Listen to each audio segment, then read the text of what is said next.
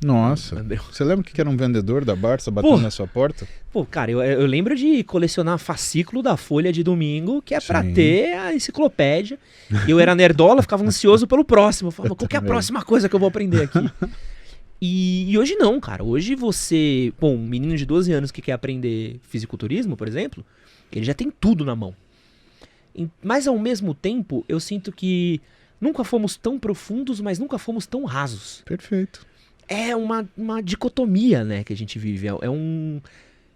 Parece um paradoxo. E não sinto que tenha uma resposta. E não sinto que tenda a ter uma resposta. Não sei como é que você se sente nisso. Porque você é um cara que aprofunda muito. Pô, um ortopedista, um fisiculturista, um cara que trabalha com medicina do esporte. Tu é um especialista na tua área. E tu tem uma base de estudo muito forte.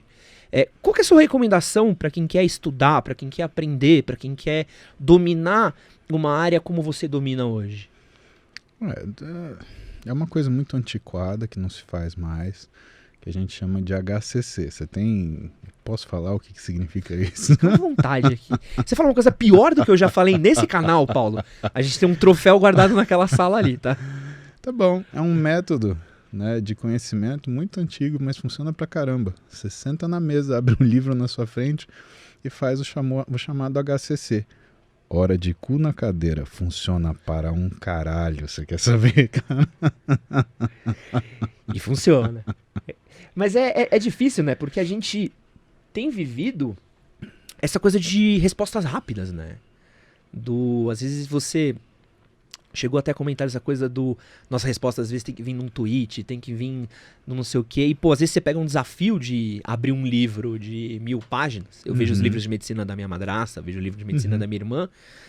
E falo, porra, pra ler isso daqui não tem um tweet. Você não resume isso daqui. Não tem um resumo de como funciona o esqueleto, né?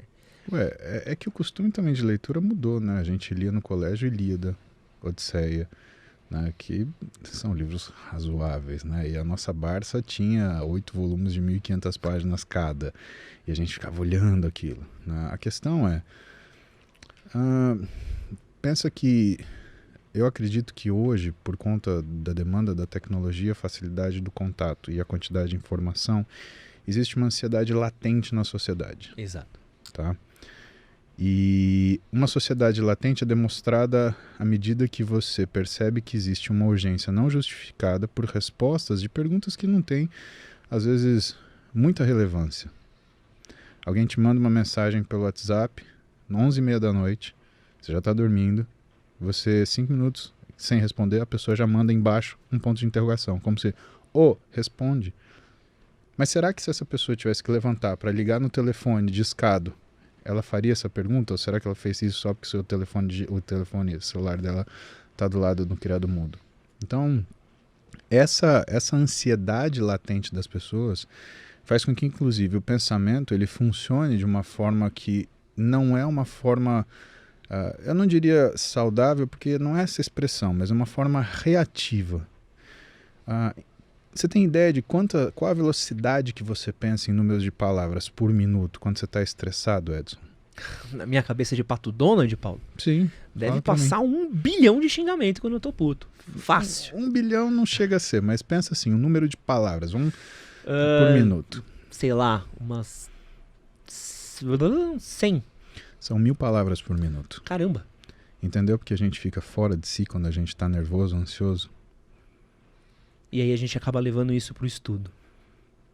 Só que o estudo ele é importante, ou a leitura ela é importante, porque ela faz o quê? Ela faz uma lentificação do seu pensamento. Por isso que quando eu tenho pacientes que têm dificuldade de acesso ao sono, né, a primeira coisa que eu pergunto para eles, antes de recomendar qualquer tipo de medicação ou tratamento é: você tem televisão no seu quarto? Você deixa o seu telefone do lado da sua cama? Você fica olhando rede social antes de dormir? Essa comunicação ela é mais próxima da ansiedade do que, na verdade, do que é a necessidade que a gente tem de se controlar numa fase antes do sono. Por que você pegar um livro te faz bem à noite? Porque quando você abre um livro e começa a ler, você obriga a tua mente a funcionar na velocidade da sua leitura. Então aquilo te desacelera e te coloca num ponto bom para dormir. Se você teve uma apreensão boa, você vai sonhar com aquilo que é a última coisa que você leu, de alguma forma. Porque é assim que as memórias processam no nosso cérebro, né? A gente junta tudo num lugar chamado hipocampo. Existe um processo chamado corticalização, onde essas memórias elas ascendem para os locais que são específicos das suas reservas. Então, música para um lugar, matemática para outro, conhecimento para outro, comportamento, sentimento. E, mais interessante, as memórias que têm links duplos. Então, por exemplo, o sujeito ele estava, antes da prova, olhando um determinado material, que ele estava nervoso e ele precisava decorar aquilo para a prova. Aquela ansiedade com que ele estuda aquilo faz com que ele guarde aquilo, não só numa área emocional, como numa área racional também. Então tudo isso fica pulando o nosso hipocampo para, durante o sono, ser guardado. Só que se você não acalma esse processo, o que acontece? Você começa a ter uma disrupção da sua capacidade de dormir. Se você tem isso, você começa a não ter um processo de recuperação adequado, você não tem uma fixação de memória adequada. Pode ver que aquele dia que você foi assistir, por exemplo, 24 horas. Eu viciei em 24 horas. Baita de uma série, Denunciidade também. Ou, exatamente. ou o Jack Bauer, ele ia morrer ou ia acabar o mundo. Então era uma alternância, né? Você assistiu o capítulo 1, Jack Bauer vai morrer, puta, tem que ver.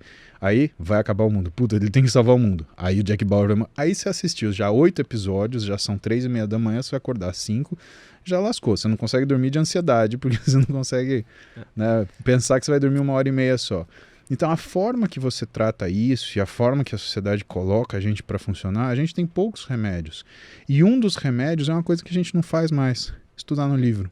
Forçar ao seu cérebro a desacelerar, que é um dos recursos mais importantes quando você se vê numa situação de emergência e você precisa tomar uma atitude que seja sadia e não rápida.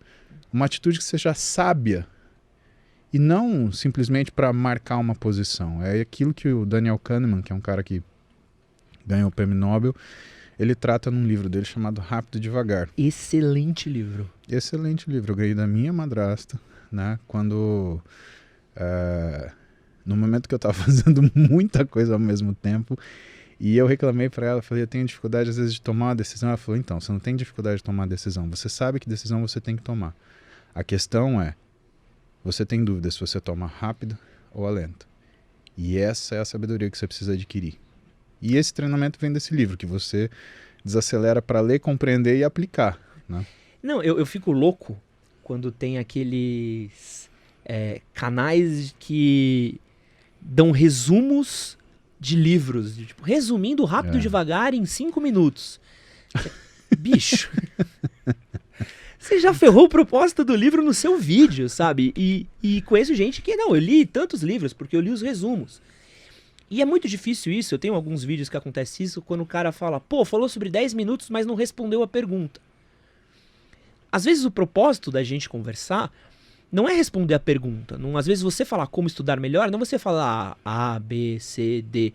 Mas quando você levanta questionamentos, você forma perguntas que a cabeça da pessoa deveria ser capaz de responder, né? A característica do bom estudo é essa. Quando você estuda e você sai com mais dúvida do que você começou, é que você estudou e você entendeu tudo. Se você estudou e você não tem nenhuma dúvida, significa que você não conseguiu segurar absolutamente nada. E essa necessidade de resumo, eu estou absolutamente contigo. Vamos resumir Romeu e Julieta. O cabra curtiu a menina, só que aí deu errado, eles se mataram, só que na verdade um não morreu. E aí? E aí ferrou tudo. Acabou, resumiu Romeu e Julieta. Quer dizer, você pegou uma obra do Shakespeare e transformou num cocô de passarinho, né? E as pessoas fazem isso, Edson, com tudo. Elas fazem isso com as profissões, elas fazem isso com as relações interpessoais, elas fazem isso com as suas relações amorosas. O que é essa questão descartável hoje das pessoas, esses relacionamentos descartáveis, né? Parece que você está, né, roubando um raciocínio do Fight Club, né? É um single serving love, né? Você chega no avião, tem aquela geleia que você vai passar uma vez na ponta da faca para comer naquele meio pedaço de pão que você vai acabar com uma mordida, né? E as pessoas saem mais carentes desses relacionamentos. Por quê? Porque elas têm a finalidade, que às vezes é uma relação sexual, né? Só que cadê aquilo que elas querem? Que é sentir o próprio valor, que aí a gente volta na primeira premissa, né? Que é a conquista. Esse que é a brincadeira, esse que é o